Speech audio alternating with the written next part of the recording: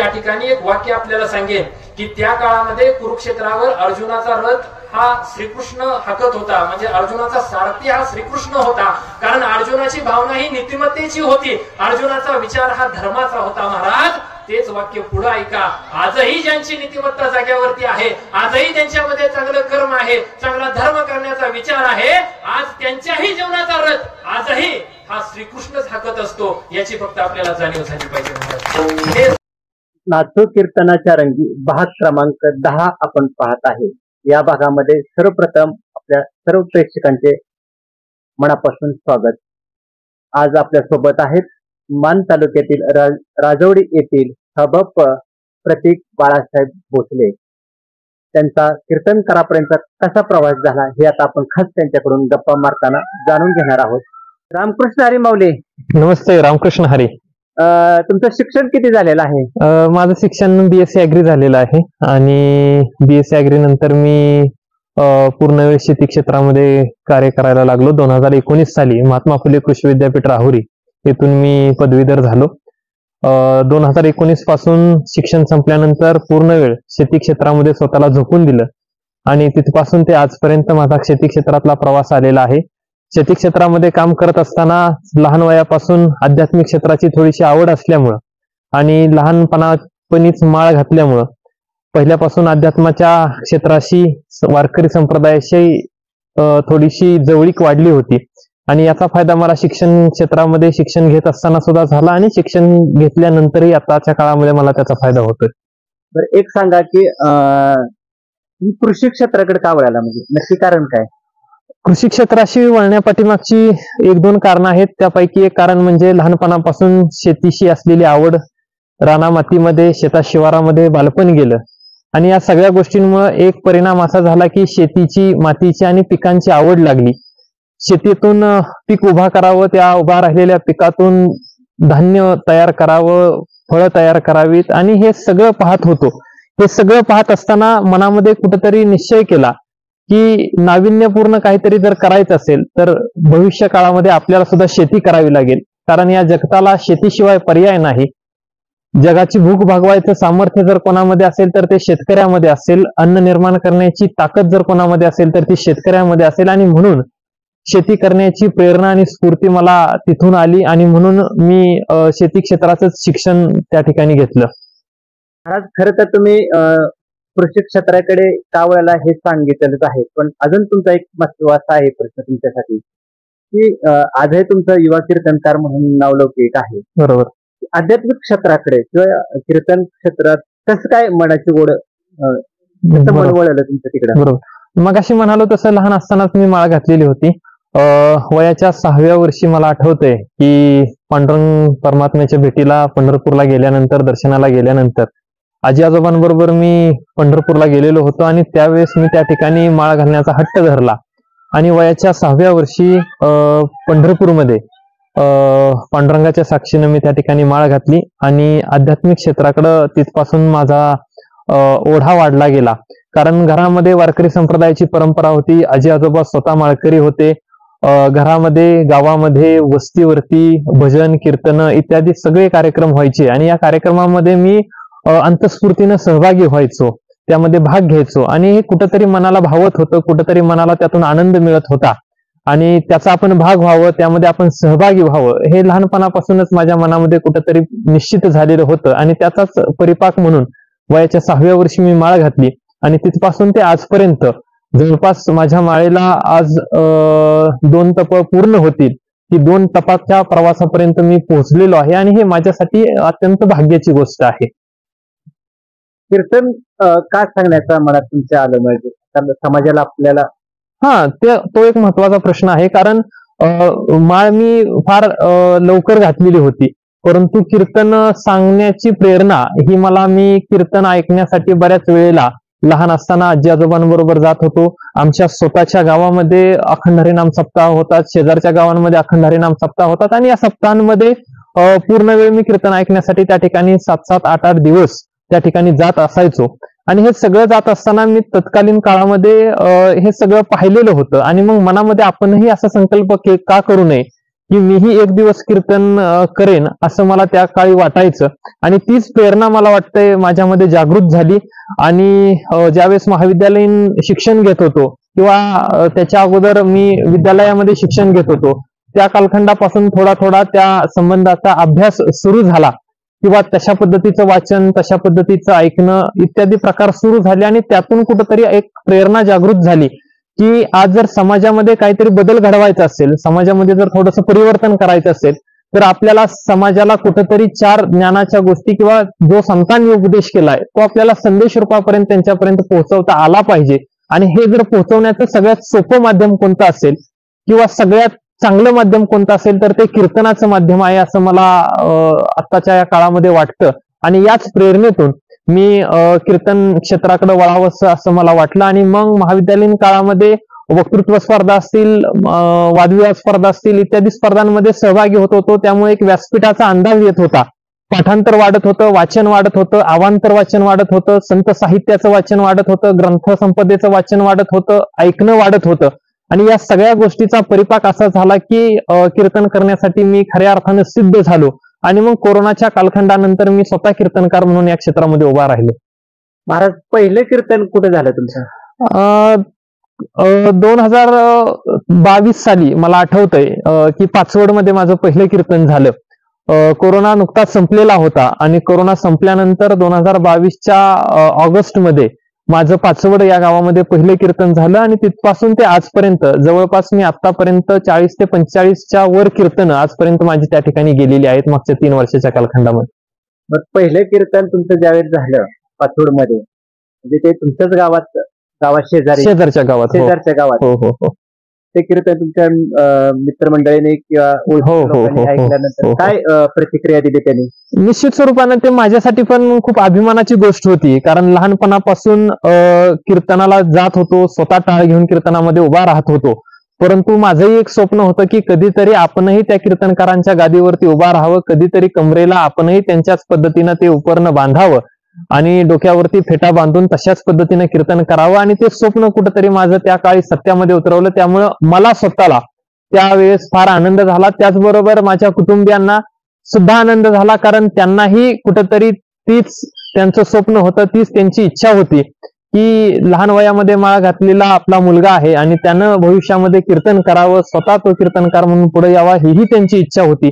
मित्रमंडळींची सुद्धा तीच इच्छा होती. आणि या सगळ्यांच्याच इच्छेचा एक इच्छापूर्तीचा तो कार्यक्रम मला वाटतं त्या काळी झाला.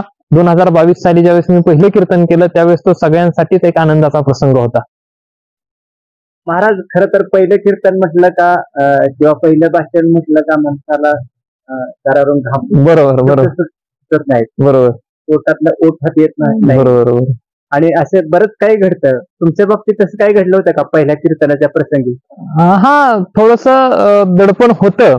कारण कीर्तन करणं हा माझा तसा पहिलाच तो अनुभव होता. याच्या अगोदर महाविद्यालयीन काळामध्ये वक्तृत्व स्पर्धा, वादविवाद स्पर्धा यामध्ये सहभागी होत होतो. मात्र त्या स्पर्धात्मक दृष्टिकोनातून किंवा एक साधं भाषण करण्याच्या दृष्टिकोनातून मी त्या ठिकाणी सहभागी होत होतो. मात्र या कीर्तनाच्या निमित्तानं एक संत साहित्याचा अभ्यास करून बोलणं किंवा संत साहित्यावर बोलणं हे माझ्यासाठी फार मोठं थोडीशी जबाबदारीची गोष्ट होती. आणि त्यासाठी त्या बाबतीचं थोडंसं दडपण होतं. बोलण्याचं असं कोणतं दडपण नव्हतं, मात्र संत साहित्यावर बोलणं, पुढे बसलेला समाज हा गावखेड्यातला असतो, थोडासा म्हणजे निरक्षर असतो, थोडा अशिक्षित असतो, आणि अशा समाजाला पटेल असं, रुचेल असं आणि त्यांच्या काळजात पोहोचेल असं बोलणं हे तिथं गरजेचं असतं. आणि म्हणून तशा पद्धतीचं बोलणं हे डोळ्यासमोर ठेवून किंवा तसा पद्धतीचा तो एकंदरीत बोलण्याचा आपला जो बाज आहे तो बाज तशा पद्धतीचा ठेवून आपल्याला बोलावं लागतं, रुचेल असं, समजेल असं बोलावं लागतं. आणि त्याचं कुठेतरी दडपण होतं. मात्र ज्यावेळेस मी कीर्तनाला उभा राहिलो त्यावेळेस निश्चित स्वरूपानं मला सांगण्यासाठी आनंद होतो की पुढे बसलेल्या श्रोत्यांचा मला खूप चांगला त्या ठिकाणी प्रतिसाद मिळाला. आणि माझं ते पहिलं कीर्तन होतं असं कुणालाही वाटत नव्हतं, इतक्या चांगल्या पद्धतीने मी त्या ठिकाणी कीर्तन केलं. महाराज, खरं तर तुम्ही चांगल्या पद्धतीने शेती करत आहात आणि कीर्तनात युवा कीर्तनकार म्हणून असं तुम्ही संगम साधत आहात. बरोबर. खरं तर शेती म्हटलं का म्हणजे काम करावं लागतं किंवा हे असतं, वेळ द्यावा लागतो आणि कीर्तन म्हटलं तरी तिथेही आहे. अभ्यास. दोन्हीचा संगम साधून तुम्ही अभ्यासाला कसा वेळ देता? बरोबर, निश्चित स्वरूपानं काय होतं, शेती क्षेत्र हे थोडस श्रमाचं क्षेत्र म्हणून पाहिलं जातं. कारण तिथं थोडस शेतामध्ये उतरून किंवा बांधावरती उतरून कष्ट करावं लागतं, ही गोष्ट खरी आहे.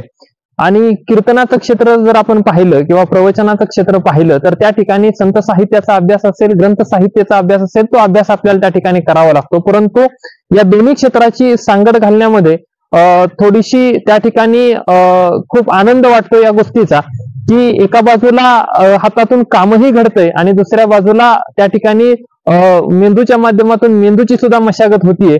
या दोन्ही गोष्टीचा एकत्रित मिलाप घातल्यामुळं कोणत्याच गोष्टीचा त्या ठिकाणी कंटाळा येत नाही किंवा कोणत्याच गोष्टीचा त्या ठिकाणी शल्य वाटत नाही की आपण हे करतोय, म्हणून ती समाधानाची बाब त्या ठिकाणी मनामध्ये जागृत होते. अभ्यासाला कसा वेळ काढता?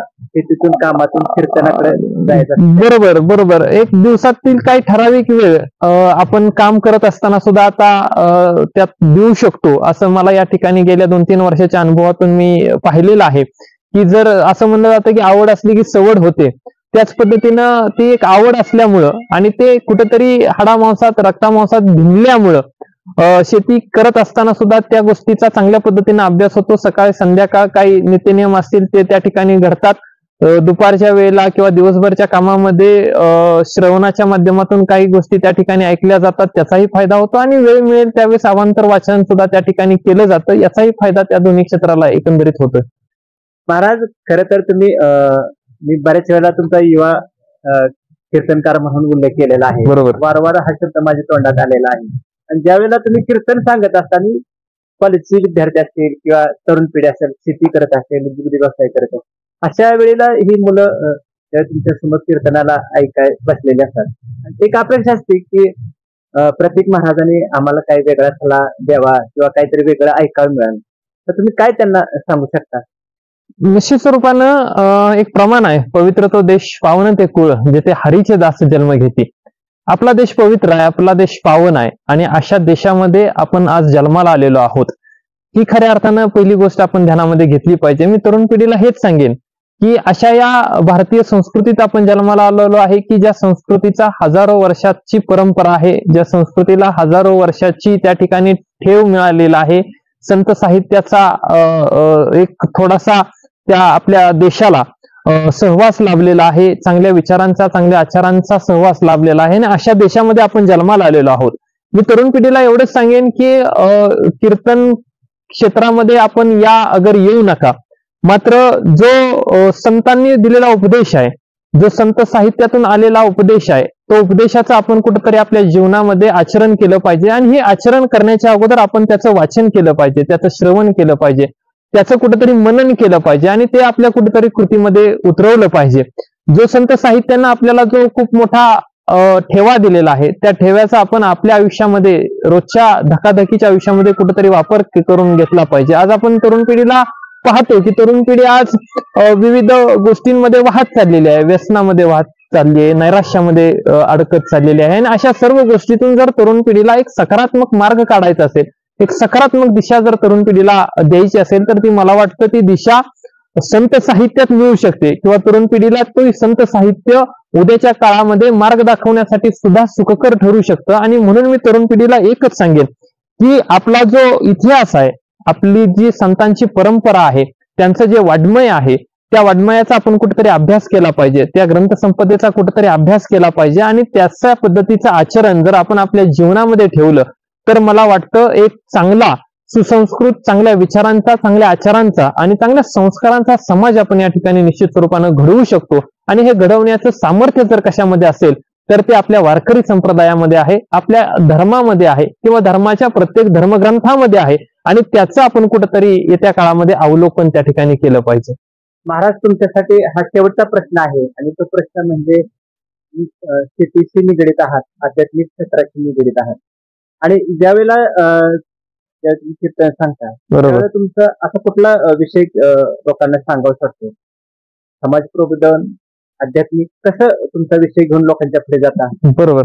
नाही, निश्चित स्वरूपाने आपला चांगला प्रश्न आहे हा. आज कीर्तनकार म्हणून माझी एक जबाबदारी आहे की आम्ही आज समाजाच्या प्रत्येक घटकापर्यंत पोहोचतोय किंवा आमच्या समोर पुढे येऊन माणसं बसतात. आज कोण कोणाचं ऐकायला या जगामध्ये तयार नाही, पण अशा वेळेस आम्हाला अभिमान आहे की आमच्या पुढे 100, 200, 400-500 माणसं येऊन ऐकतात, 2 तास आमचं त्या ठिकाणी बोलणं ऐकतात. आमची जबाबदारी असते की अशा वेळेस त्यांच्यापर्यंत त्यांच्या काळजाला भिडेल असं, त्यांना रुचेल असं, त्यांना समजेल असं आणि त्यांना जे गरजेचं आहे ते बोललं पाहिजे. मगाशी आपला युवकांबद्दलचा विषय त्या ठिकाणी झाला. आज युवक पिढी त्या ठिकाणी युवकांचा जर आपण विचार केला तर युवक हे आज विविध गोष्टीमध्ये भरकटत आहेत आणि म्हणून माझा प्रामुख्यानं हाच कीर्तनामधला एक प्रमुख विषय असतो की युवकांचं प्रबोधन झालं पाहिजे. युवक जे भरकटत आहेत, एक वाईट विचारांच्या, वाईट आचारांच्या दिशेनं जी जाणारी पिढी आहे, त्या पिढीला एक सकारात्मक दिशा देण्याच्या दृष्टिकोनातून माझा कीर्तना करण्यामध्ये किंवा कीर्तनाच्या विषयामध्ये भर असतो की अशा पिढीचं सुद्धा कुठंतरी प्रबोधन व्हावं. आज आपण पाहतो तर आज समाजामध्ये कलह निर्माण होत आहेत, आज कुटुंबामध्ये कलह निर्माण होत आहेत, माणसांमध्ये कलह निर्माण होत आहेत आणि हे माणसांमधले कलह कमी व्हावेत. कारण जे जे भेटे भूत तिथे मानी जे भगवंत असं म्हणलं जातं. प्रत्येक माणसं ही ईश्वराची रूपं आहेत आणि त्यांच्यामध्ये ईश्वराचं प्रतीक आहे, त्यांच्यामध्ये ईश्वराचं रूप हे ओतप्रोत भरलेलं आहे आणि म्हणून माणसांमधला कलह कमी होऊन प्रत्येक माणसं ही माणसांसाठी काम करायला लागली तर हे जग सुखी होईल.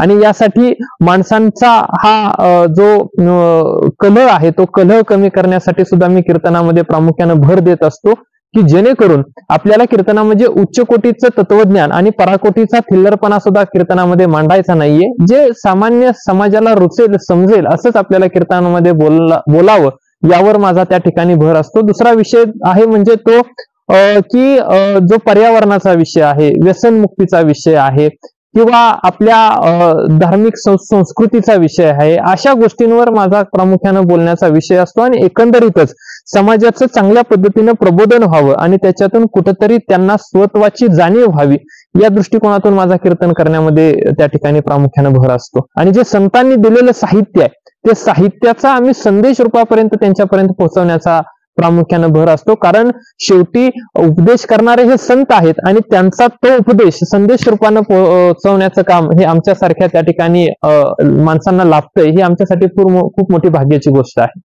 धन्यवाद महाराज.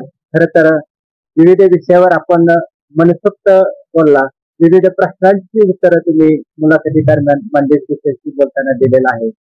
त्या वारकरी प्रवासात मानदेश भूषण परिवारातर्फे मनपूर्वक शुभेच्छा. धन्यवाद. आपण मानदेश भूषण परिवार जो वारकरी संप्रदायाच्या तळागाळापर्यंत जात आहे आणि वारकरी संप्रदायात असणाऱ्या लोकांना एक व्यासपीठ मिळवून देत आहे, याबद्दल आपलंही वारकरी संप्रदायाच्या वतीनं मनपूर्वक आभार. रामकृष्ण हरी.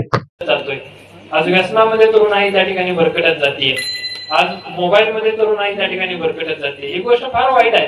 आज समाजामध्ये अनेक त्या ठिकाणी रील स्टार आहेत महाराज, पण आज समाजाला जर कोणाची गरज असेल तर रिअल स्टारची आज समाजाला गरज आहे. रिअल स्टार आज समाजामध्ये होणं गरजेचं आहे आणि ते आपल्या समाजामध्ये या ठिकाणी आहेत आणि त्या रिअल स्टारचा आपण या ठिकाणी आदर्श घेतला पाहिजे. आपल्या सीमेवरती देशाचं रक्षण करणाऱ्या जवानांचा आदर्श घेतला पाहिजे. आपण आपल्या शेतामध्ये घाम गाळणाऱ्या त्या शेतकऱ्याचा, कष्टकऱ्याचा आदर्श आपण त्या ठिकाणी घेतला पाहिजे.